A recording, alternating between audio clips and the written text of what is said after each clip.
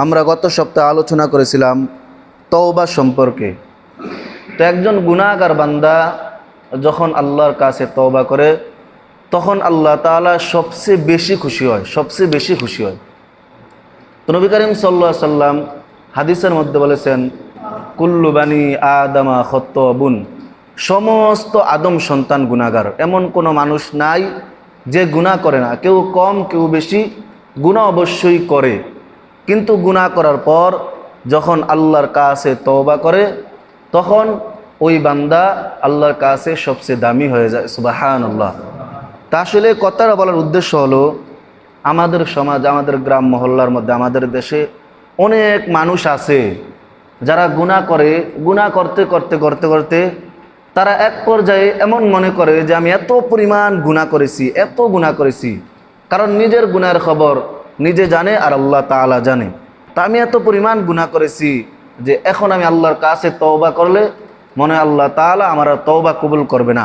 এই চিন্তা করে সে আর তওবাও করে না, সে আল্লাহর পথে ফিরেও আসে না, সে নামাজও পড়ে না, সে আল্লাহকে ডাকে না।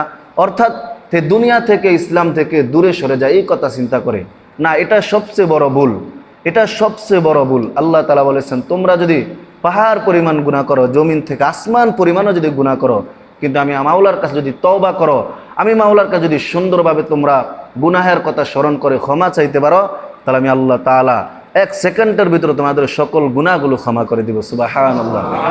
এই জন্য আমরা জিন্দেগিতে কি পরিমাণ গুনাহ করেছি এই চিন্তা করে আমরা আল্লাহর কাছে তওবা করব, এই চিন্তা করে যেন আমরা তওবা থেকে দূরে সরে না যাই, দূরে সরে না যাই।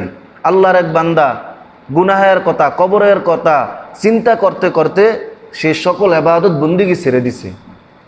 কবরের কথা চিন্তা করতে করতে সে নামাজ, রোজা, হজ, যাকাত, জিকির, আজকার, কোরআন সব হ্যাঁ এত চিন্তা করতেছে যে হ্যাঁ দুনিয়ার আর কোনো আমলে করে না। তো এই চিন্তার কোনো লাভ আছে না। দুনিয়ার জমিনের মধ্যে আল্লাহ তাআলার হুকুমগুলো পালন করতে হবে, বেশি বেশি ইবাদত বন্দেগী করে তারপরে কবরের কথা চিন্তা করতে হবে।